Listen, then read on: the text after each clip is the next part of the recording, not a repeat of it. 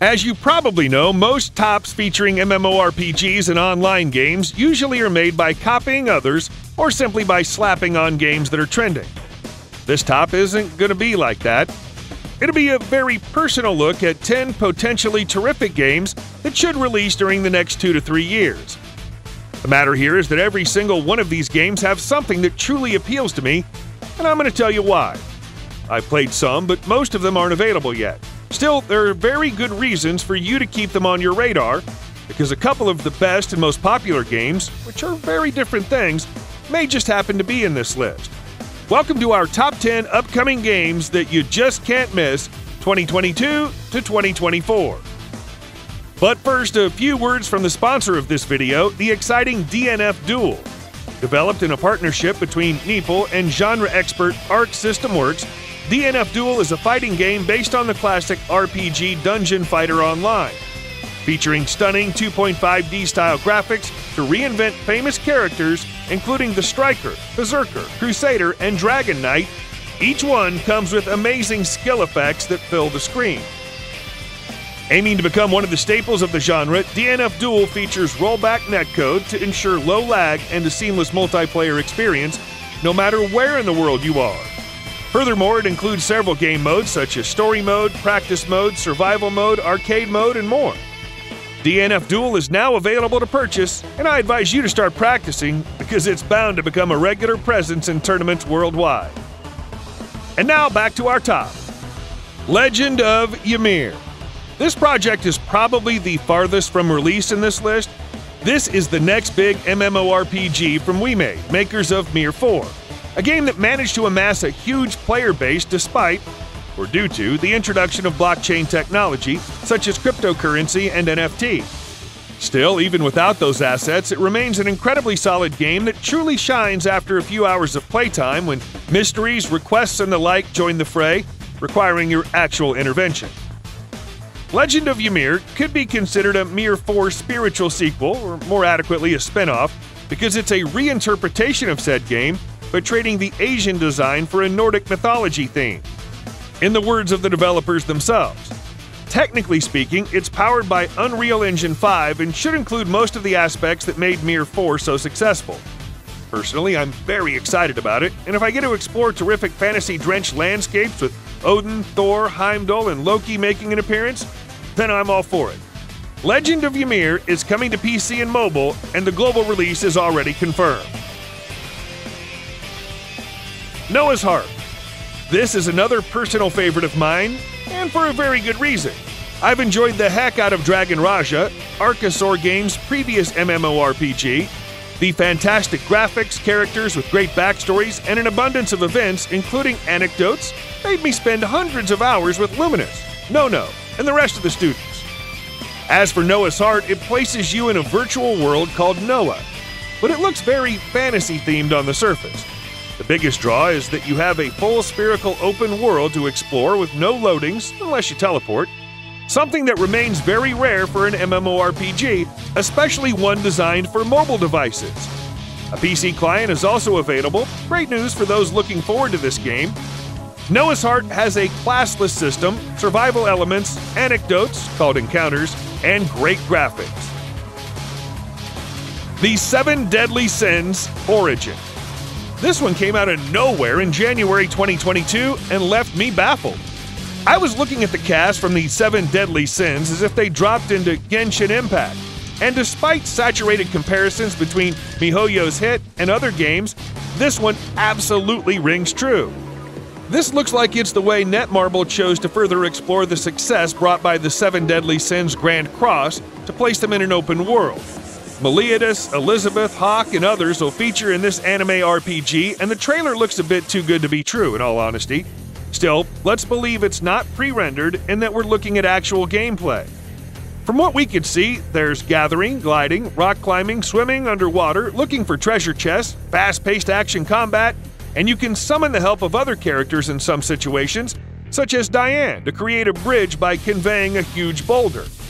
We can only speculate on how the multiplayer works, but I'm led to believe that it's going to be a cooperative mode for up to 3 or 4 players maximum. I have to say that the 7 Deadly Sins Origin has tons of potential, In a few years, we'll see if Netmarble nails this Genshin Impact-like and builds another hugely successful game after the Seven Deadly Sins Grand Cross.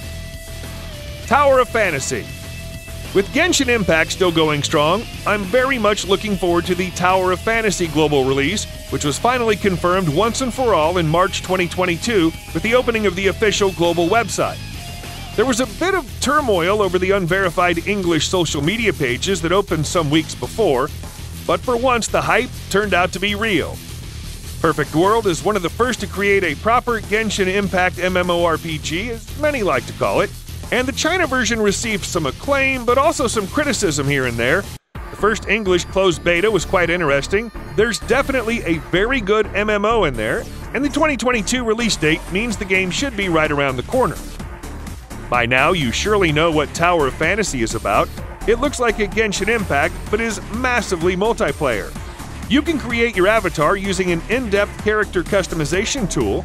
There's an open world ripe for exploration, and super rare characters for you to summon and use in combat. It's good stuff, and entirely worthy of a global release. Honkai Star Rail. When HoYoverse talks, I listen. Since Honkai Impact 3rd that the Chinese studio has proved its worth, and Genshin Impact didn't deserve the amount of flack that it got before release, with all the silly accusations of being a Breath of the Wind copycat, even the recent Otome game, Tears of Themis, is a masterclass in production values and storytelling. And now Honkai Star Rail, mixing exploration and turn-based combat, is bound to become another big hit for the company. I'm looking forward to trying this one for myself, as HoYoverse has yet to go wrong with any game. DokeV.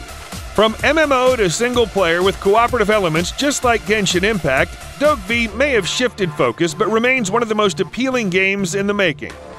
Pearl Abyss knows how to deliver stunning games with their engines, and DokeV marks a drastic artistic change for the team, from the gritty fantasy subject of Black Desert Online to the cartoonish, family-friendly, feel-good nature of DokeV.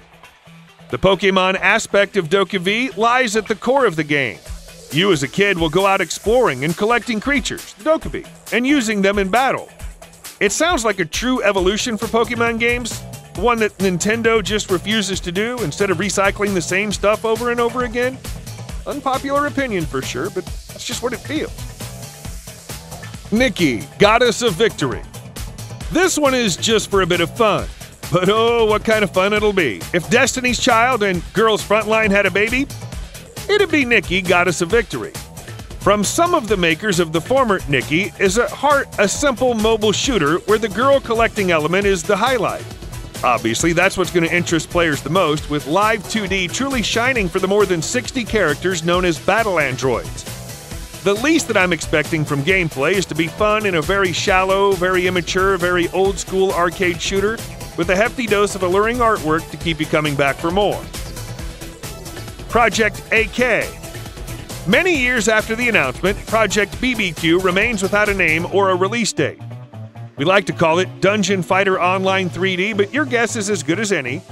It was set to be a Dungeon Fighter Online spin-off featuring a huge open world and a deep combat system, but things have changed. In a surprising March 2022 twist, Nexon announced that Project BBQ is now Project AK and has turned into a Souls-like game in development for consoles and apparently PC, Steam, as well. Quite a shocking turn of events. We're not sure why they took this route, but perhaps it had to do with the fact that Neopol is developing Dungeon Fighter Overkill as well. And this could be considered the real Dungeon Fighter Online sequel. Summoner's War, Chronicles. Summoner's War is the kind of game that's gotten so big that it was inevitably going to turn into a franchise. Summoner's War Lost Centuria tried the same formula bit with a different approach artistic and mechanics-wise, but what most players are looking for is new takes on the same universe. Summoner's War Chronicles is the game that could do just that. It's a 3D MMORPG featuring familiar monster faces and strategic battles that you can tackle with your friends on PC, Android, and iOS. We're not too sure on the integration of blockchain technology though, with the words play to earn sounding like they could turn a decent game into a bot paradise. Zenless Zone Zero. What is that I spy with my little eye? Another HoYoverse game? The makers of Genshin Impact are really ramping it up for the coming years, with at least a couple of potential hits in the anime RPG genre. Zenless Zone Zero changes the location, placing players in a post-apocalyptic urban setting, but keeps the action fast and frantic along with a bunch of wacky characters in the style of what the studio has gotten us used to. I have little doubt that this game's gonna be big, so keep an eye on it if you enjoy Genshin Impact or Punishing Gray Raven. That's it for this top 10. I had to leave many other games out, but we'll cover those in other occasions. Have fun!